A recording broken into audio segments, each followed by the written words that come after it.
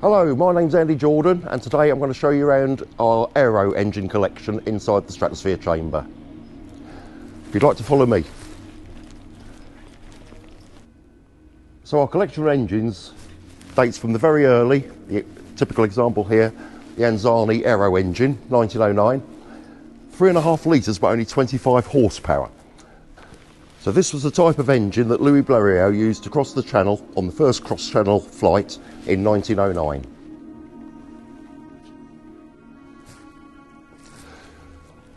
From there, we get the later models. So the de Havilland Gypsy 1 here. So this engine was designed by the Brooklands racing driver Frank Halford, built by de Havilland Aircraft, and it was developed to replace the Renault-based ADC Cirrus engines. So this would have been used in the de Havilland Moth aircraft. We move on to the de Havilland Gypsy Major, 4-cylinder inverted engine. Now the purpose of it being inverted was to keep the height of the crankshaft, hence the propeller, higher above ground level than if it was the conventional way round as it normally is in your car. So we're talking about ground clearance. So this engine is 1934, 4-cylinder again, 130 horsepower, and it's 6.1 litres. And again, this engine was designed by the Brooklands racing driver Frank Halford and built by de Havilland. Here we have a de Havilland Gypsy Major 8, built between the 1940s and 50s. And the service history of this engine is actually unknown. Again, an inverted 4-cylinder straight 4. 6.12 litres. 130 horsepower. This is a Junkers Jumo 211 engine, 35 litre V12. Now the story behind this engine, in our possession, is it was fitted to a Heinkel 111 that was caught in a bombing raid over Brooklands. It was hit with anti-aircraft fire from Weybridge. Over 2,500 Hurricanes were built here at Weybridge. It was trying to limp home to get back across the Channel, and it was taken out over Dorking by a Hurricane that could very well have been built here at Weybridge. This is the fuel injector. Now this was loose, so we didn't know which way it went. So very conveniently, Haynes do a manual for the Ju-87 dive bomber. So we bought one, and that had the same engine fitted, so we know it's actually in the correct rotation and place now. And this is a supercharger that broke off on impact.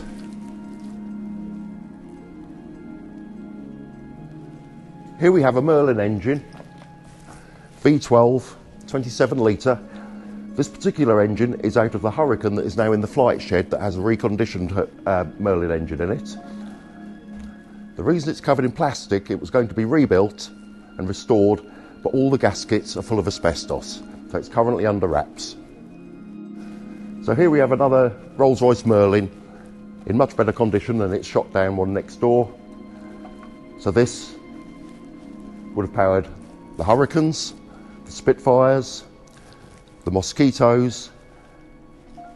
The Lancaster bombers had 4 of these, apart from 300 of the Mark B2s, which due to a shortage of Merlins at the time were fitted with the Hercules engine that we're going to go around and have a look at in a minute. They were also fitted to the P-51 Mustang, which became the best performing single-engined propeller aircraft ever.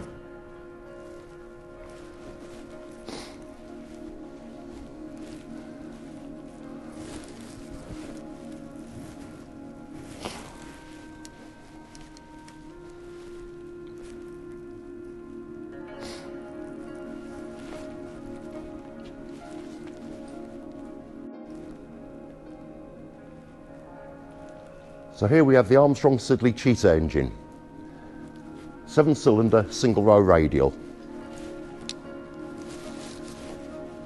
260 brake horsepower at 2,100 RPM, capacity is 13.65 litres. Now radial engines are always built with each row of cylinders in an odd number. The reason for that is balance, to stop them shaking themselves apart. So this engine would fire 1, 3, 5, 7, 2, 4, 6. It's a push rod engine as you can see from these tubes, overhead valve. So this was a post-war engine dating from 1947. So this model engine was fitted in the Avro Anson, the Airspeed Oxford and the Bristol Bulldog and many other aircraft. Here we have a Bristol Hercules engine, 1936. This is a 38.7 litre twin-row 14-cylinder radial engine. The interesting thing about this engine, it hasn't got your conventional overhead valves, reciprocating valves, like in a conventional internal combustion engine. Instead, it's called a sleeve valve. It has a sleeve between the piston and the barrel with ports cut in it, 5 ports per sleeve. Driven by these gears, it would rise and fall slightly and rotate to align the ports for the inlet and exhaust in the correct timing. These were used on the Wellington bombers, 300 of the Mark B2 Lancasters due to a Merlin shortage, and also the Vickers Varsity and Viking. Not only was this used on the Wellingtons and the Lancasters, or 300 of the Lancasters, it was also used on some of the Handley Page Halifax, the Short Stirlings, and the Handley Page Hastings transport aircraft. Here we have a crankshaft and conrods from the Bristol Hercules engine. We retrieved this from the junkyard that is the underneath of the chamber. Very self-explanatory. Here is your central crankshaft. Here are your counterbalance weights. You have your master conrod and the secondary conrods. Small end bearing, this is where the pistons would have been fitted to it. So here we have the Pratt & Whitney double Wasp. So this is a 46 litre 18-cylinder twin-row radial engine. Now, although it's American, the reason it's on display here, it was used in the Vickers Warwicks. So that came after the Wellingtons. So this engine developed 1,850 brake horsepower at 2,700 RPM. The engine displayed here was actually used on a Douglas DC-6 airliner. To this day it still drips oil. The saying is, if a radial engine isn't dripping oil, there is no oil left in it. This is a Rolls-Royce Dart engine dating from 1946. These were used on the Vickers Viscount aircraft, airliner. So this is a turboprop engine. So it's basically a jet engine driving a propeller. Very simple principle. Compressors at the front. The air is compressed into these combustion chambers. Fuel is injected in with it. It's lit and it blows out the back over this turbine blade at the rear. Once the fuel was ignited, it was self-sustaining, so it would carry on burning without need for any sparks. It would only be put onto constant flame, so the spark plugs were always lit on takeoff, landing, extreme turbulence of very, very high levels of precipitation, which is when you really, really don't want to flame out. And with the aid of this little sensor here, I can start this engine to demonstrate it running.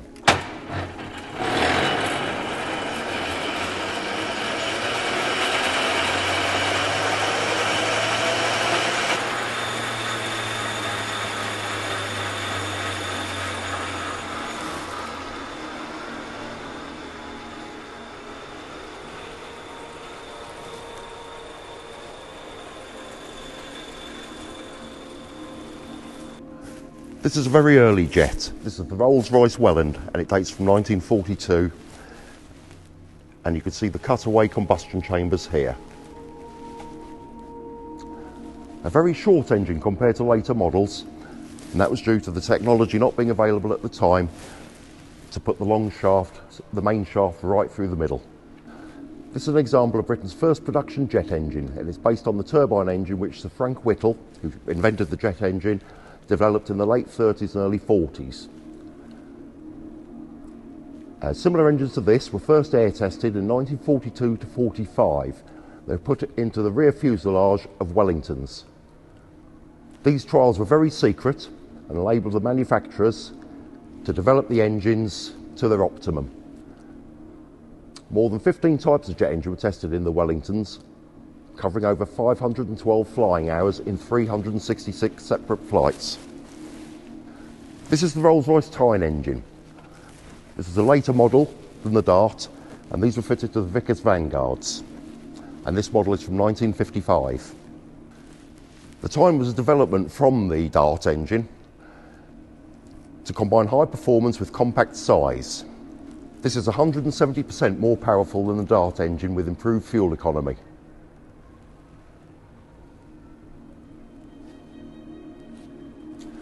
There were also marine versions developed that were used in the Type 22 frigates and Type 42 destroyers. Here we have a Rolls-Royce Derwent Mark 8 cut away so you can see all the workings. So you've got combustion chambers. This dates from 1943. Here you have your compressor blades through your combustion chambers to spin the turbine at the rear via the shaft back to the compressor at the front. And these were used on the Gloucester Meteor fighters. Here we have a Rolls-Royce Goblin Mark III from 1942.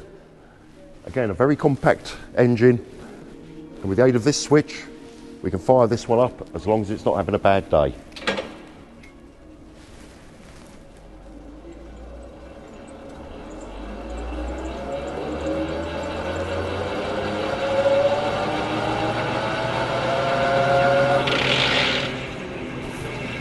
So these engines were fitted in the de Havilland Vampire aircraft.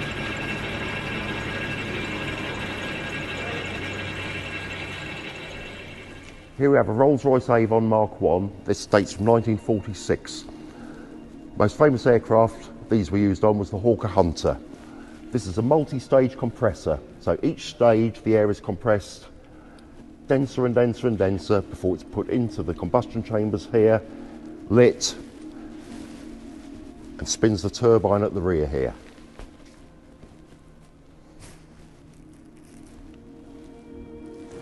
This is the Rollsroyce engine, 1944. Now a lot of people think that the de Havilland Comet was the first commercial airliner. It wasn't. This was the Neen Viking. So this is the Viking aircraft that was normally fitted with the Hercules radial engines, replaced with two Neen engines. This first flew on April 6, 1948. The de Havilland Comet was 1949. There was only one built and it was unpressurised though.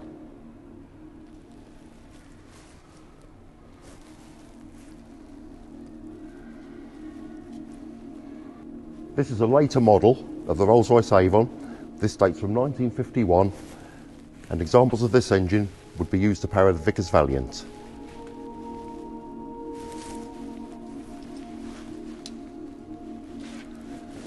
These were built between 1951 and 57. Over 11,000 Avon engines were produced between 1946 and 1947. It also powered the English Electric Canberra.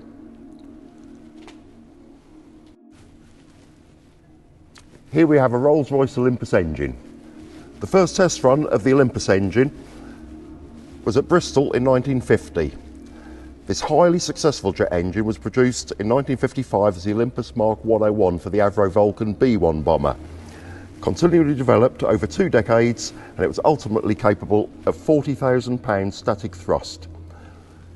This example is an Olympus Mark 201 produced by Bristol Siddeley Engines for the Avro Vulcan in the early 60s. Following a company takeover in 1966, Olympus engines were built under the Rolls-Royce name. Olympus engines also powered the supersonic BAC TSR-2.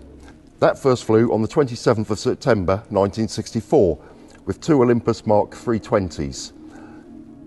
And then the BAC Aerospatiale Concorde supersonic airliner first flew on the 2nd of March 1969 with 4 Rolls-Royce Snecma Olympus Mark 602s. This example was fitted to an RAF Avro Vulcan and then was later sectioned as a training aid for Manchester University. Here we have a cutaway model of a Rolls-Royce Conway engine, 1960. 4 of these were used to power the Vickers VC-10 and the Super VC-10. Of the 4, only 2 had reverse thrusters on them, 1 on each side. The Conway was the first turbofan, or bypass, engine to enter service. This new design recycled the energy from the engine's hot exhaust gases to increase its power and efficiency. It powered versions of the Handley Page Victor, Boeing 707, Douglas DC-8, but most significantly the 54 Vickers VC-10s built here at Brooklands and used by commercial airliners and then later the RAF for over 50 years. You may hear a tinkling noise coming from the turbine blades. That's where they're slotted onto the shafts. Here we have the Turbo Union RB199. 2 of these were fitted to each Tornado fighter bomber, and this engine is from 1972. Again, multi-stage compression, but this had afterburners as well, so fuel was injected into the hot exhaust gas to be relit. Afterburners, as we call them, reheats as the Americans call them. These here, one bottom, one top, these are the reverse thrust buckets. So when the aircraft landed, to decelerate faster, reverse thrust was used. They'd be pulled down into the path of the hot exhaust gas to do exactly as it says, reverse the thrust. And here we have the RollsRoyce Turbomeca Ardour engine, and these were most famous for powering the BAE Hawk, British Aerospace.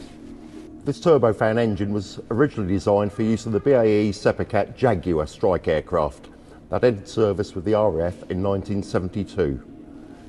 Then later they went on to power the BAE Systems Hawk and the Boeing BAE Systems Goshawk trainers. The Hawk is most famous as being flown by the RAF Red Arrows display team. I hope you've enjoyed your visit to the Stratosphere Chamber with me today, and please come and see us again.